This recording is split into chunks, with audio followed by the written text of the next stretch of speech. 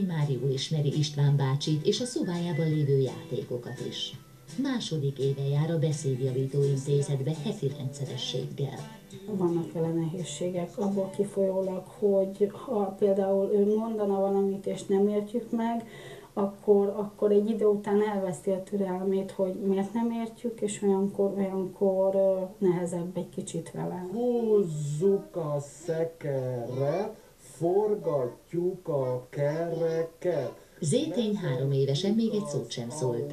Mutogatott és mindent megértett, viszont nem beszélt. Becsapjuk az ajtót. Voltunk hallásvizsgálaton, orrfülgégészeten a házi orvosnál, és igazából mindenhol azt mondták, hogy nem baj, fiúgyerek, majd megindul nála a beszéd. 1, 2, 3.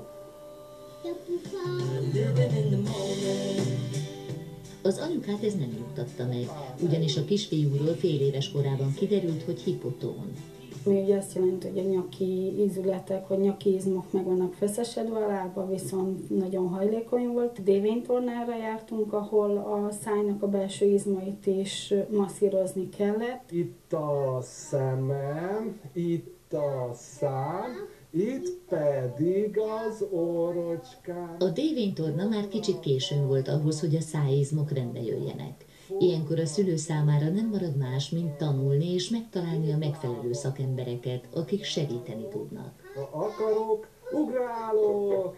Nem arról van szó, hogy ő valamit rosszul csinált, vagy elrontott, vagy esetleg hibás, hanem azt tapasztalhatja meg, hogy az ő gyermeke tulajdonképpen fejlődhet ugyanúgy, mint a másik gyermek, mint a többi gyermek, csak egyéni fejlődési ütem van, egyéni fejlődési ritmus. Mit mond? Ez az, ügyes vagy! Az egyéni ritmust a gyermek diktálja, aki maga is sokat segíthet, hiszen teljes személyiségével vesz részt a változás, küzdés, játék és fejlődés folyamatában.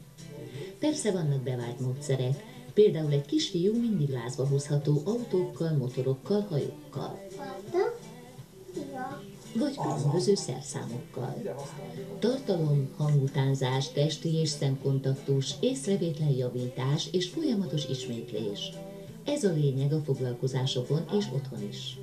Elfogadnak, fontos vagyok, szerethető vagyok. Bármit mondok, bárhogyan teszem, fejlődhetek, hibázhatok, elronthatok valamit, tévedhetek, de fejlődhetek, ezt tapasztalja meg a kicsi gyermek. Aki nem lép egyszerre, nem kap hitességére. Korábban a beszédindítás akkor került előtérbe, ha egy gyermek 3 éves koráig nem szólalt meg. Ez a nézet mára változott. Most már azt mondjuk egy korszerű szemlélet szerint, hogyha valaki 2 éves korban nem rendelkezik egy 40-50 szavas aktív szókincsel, akkor már 2 éves kortól lehetséges a logopédiai gyógypedagógiai profilú megtámogatás, megsegítés. A komplex terápiának része a beszédért felelős izmok fejlesztése, az artikulációs bázis erősítése, a nagy mozgás, illetve a finom motorika fejlesztése.